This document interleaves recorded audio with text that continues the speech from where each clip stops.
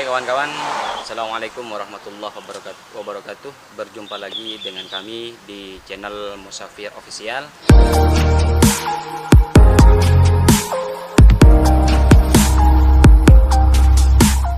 Kali ini saya mau vlog di daerah Tanjung Bumi, yang mana tempatnya itu di kediamannya Pujuk Santri ya, yang ada di Tanjung Bumi, Kabupaten Bangkalan.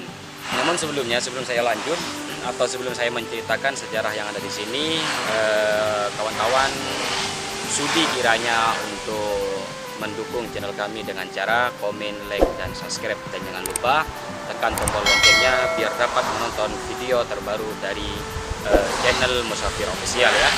Di sini banyak juga pengunjung dari daerah setempat atau dari luar daerah. Salah satunya barusan saya bisa berbincang dengan salah seorang bapak yang dari Surabaya, yang mukim di sini ya, dan banyak juga dari kalangan musafir yang yang nginep sampai berminggu-minggu di tempat ini. Namun saya nggak mau perpanjang lebar di sini, saya mau langsung masuk menelusuri ke dalam apa aja, misteri apa aja yang ada di dalam dan ceritanya seperti apa. Oke kawan-kawan, ikuti kami di Musafir Official ya. Di sini di luar di luar padepokan ini ada makam-makam kecil yang seperti ini ya. Mungkin dulu di sini merupakan tempat yang sangat hutan ya, yang sangat rawan dikunjungi oleh masyarakat. Bisa disaksikan oleh kawan-kawan tempat sebelum kita masuk ke padepokan ya.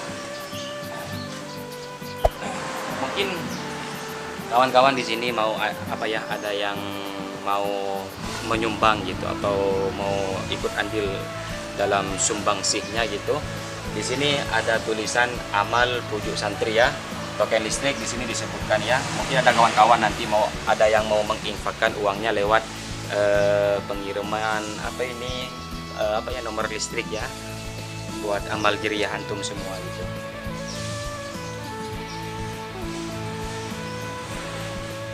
Nah, di sini ada kotak amal. Di sini juga ditulis ya nomor token di sini. Dan di sini dan di sini tempat kita sholat ya kawan-kawan, tempat kita ibadah sama Allah, tempat kita ngaji gitu. Di sini musola kecil seadanya, tapi cukup enak dipandang dan cukup enak untuk ditempatin ya kawan-kawan.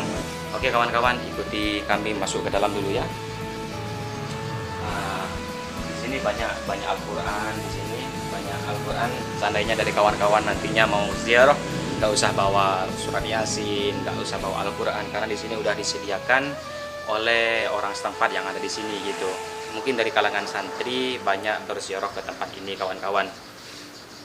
Oke, masuk ke sini dulu.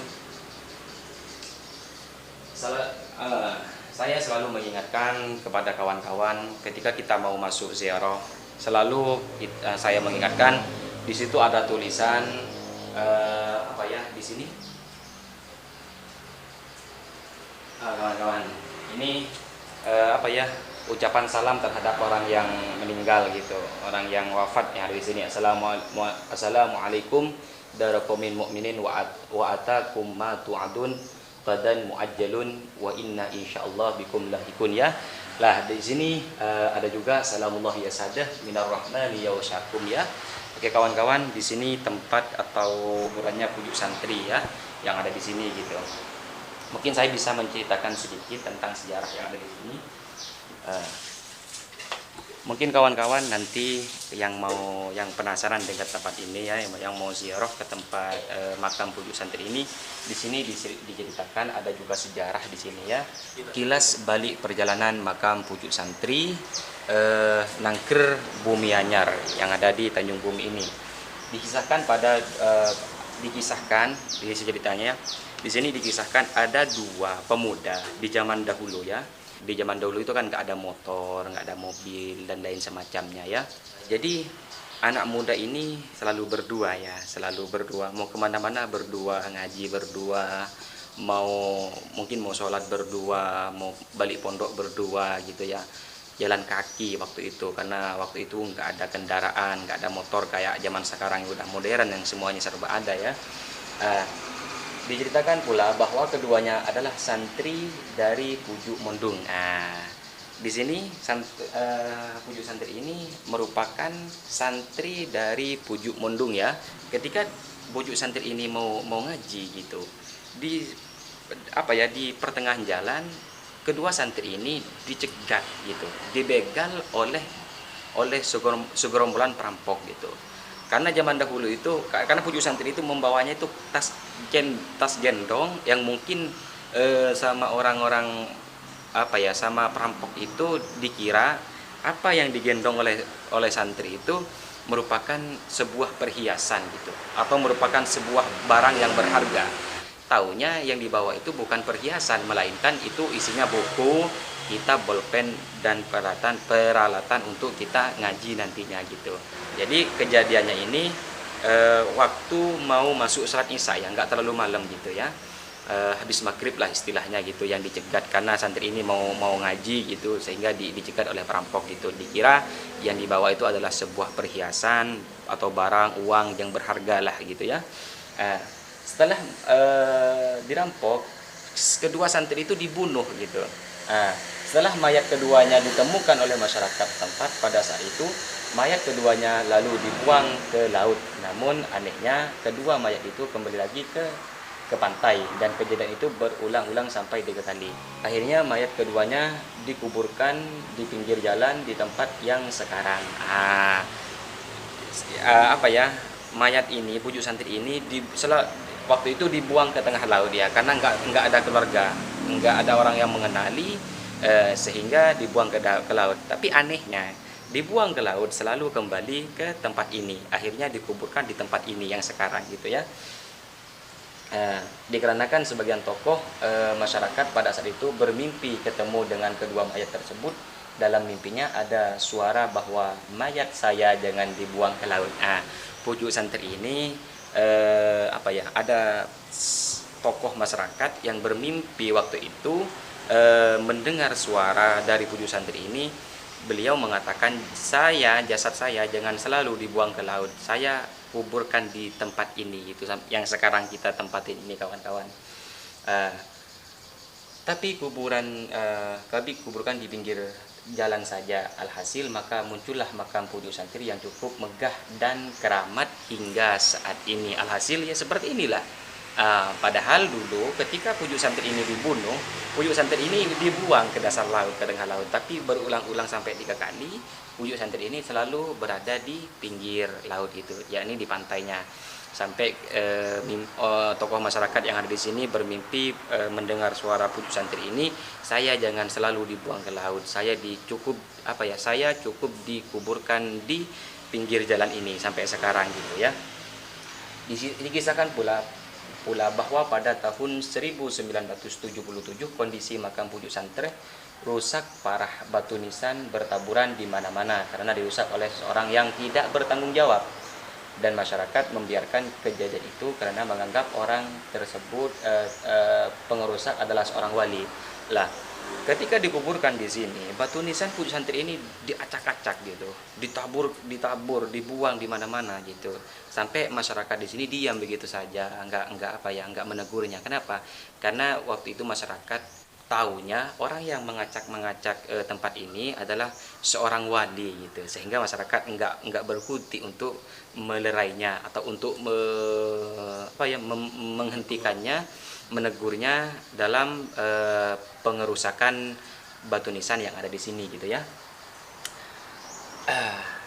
Saya singkat cerita aja ya. Di sini di akhir dan diceritakan pula almarhum Kiai Biharo juga pernah bercerita bahwa Syekhona Khalil, Ki Imron putra Syekhona Khalil.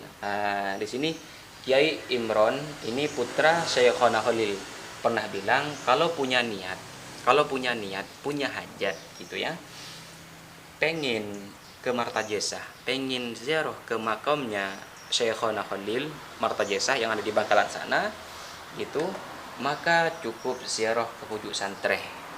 Kalau kita misalkan gini, kalau kita tidak mampu untuk ziarah ke tempat Syekhona Khalil karena keterbatasan uang, karena tidak punya uang, karena faktor sibuk, yang dari jauh-jauh gitu, nggak usah memaksakan diri untuk pergi ke Martajasa, karena di sini dijelaskan sama Kiai Imron putranya Syekhona Khalil cukup ziarah di makam santri ini gitu ya, yang ada di sini gitu.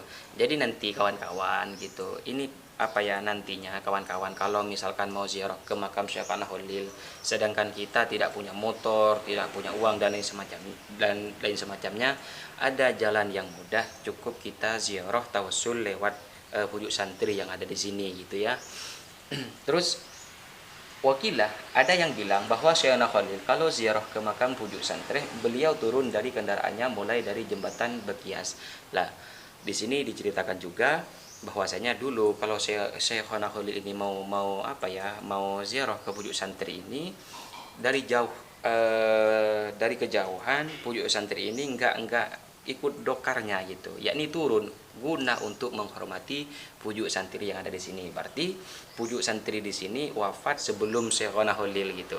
Sebelum Syekhona Khalil wafat, pujuk santri ini udah ada gitu. Dan Syekhona Khalil sering juga berziarah ke sini, bahkan saking keramatnya pujuk santri ini, Syekhona Khalil enggak pernah menaiki dokarnya atau apa yang ditunggangnya demi menghormati pujuk santri yang ada di sini. Makanya sama Kiai Imron di sini dibilang kalau kita tidak mampu untuk melakukan ziarah, untuk berjalan, untuk apa ya, untuk bertawassul ke makamnya Syekhona Khalil, cukup ziarah di pujuk santri. Oke kawan-kawan, itulah sekelumit cerita dari Al-Fakir yang bisa saya paparkan ya.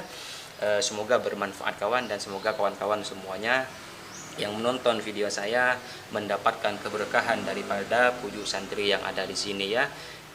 Apa ya, di samping itu semoga kalian semua, saya, keluarga saya, antum semua yang nonton video saya, Allah permudahkan urusan dunia dan akhiratnya, amin amin ya rabbal alamin.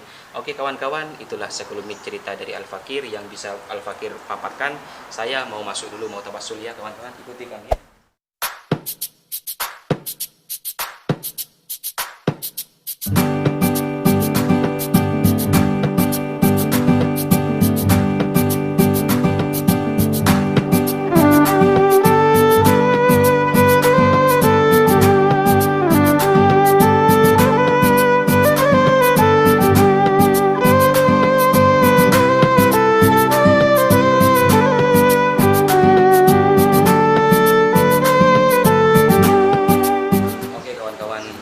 Barusan apa ya, saya baru selesai tawassul, dan sebelumnya cerita barusan, semoga kita mendapatkan keberkahan daripada beliau yang apa dicintai oleh Allah, orang yang dekat dengan Allah. Semoga kita dipermudahkan dalam urusan dunia dan akhirat kita, amin amin ya rabbal alamin. Mungkin itu kawan-kawan ya yang dapat saya paparkan, yang dapat saya ceritakan. Salah dan khilafnya Al-Fakir minta maaf, karena di sini Al-Fakir hanya insan yang dhaif, yang nggak pernah luput dari salah, lupa, keliru dan lain semacamnya itu. Namun sebelum saya tutup video kali ini, saya ingin mengingatkan kepada kawan-kawan, tolong ya kalau mau komen yang positif, dan apa ya, jangan lupa like dan subscribe-nya, dan jangan lupa tombol loncengnya untuk selalu dinyalakan kawan-kawan. Mungkin itu aja dari Al-Fakir yang dapat saya Al-Fakir paparkan sama kawan-kawan. Hadanallahu wa iyyakum ila subulil salam. Wassalamualaikum warahmatullahi wabarakatuh.